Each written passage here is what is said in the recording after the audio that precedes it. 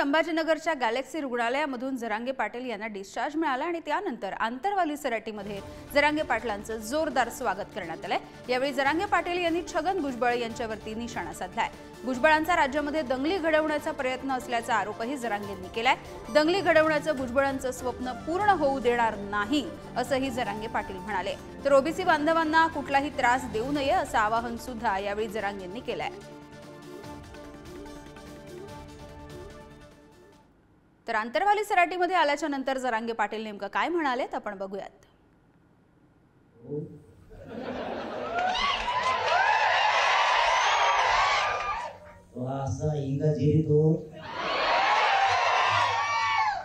तू आमच्यात गाडी लावतोय, मी तो ह्या लय पुढचा आहे।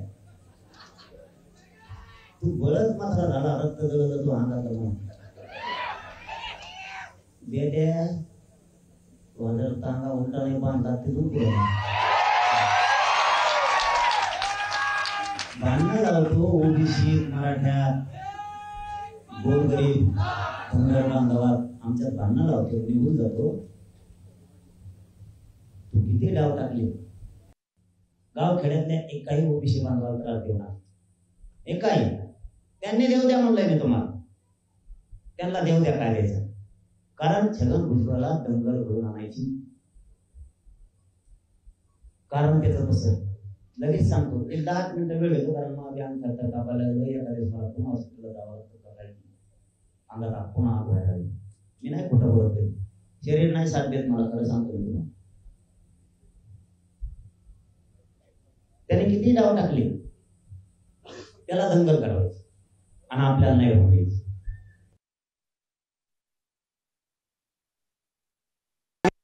मी शेवटचा घटका मरणाच्या मोजेपर्यंत समाजासोबत राहणार आहे। माझ्यावर किती आरोप करा, किती कोणी एक व्हा, मी गावाला सोडत नाही, माझ्या मराठा समाजाला सोडत नाही। गरीबाच्या लेकराचं कल्याण केल्याशिवाय मी नाही हटत। जातीवाद नाही होऊ देणार मी।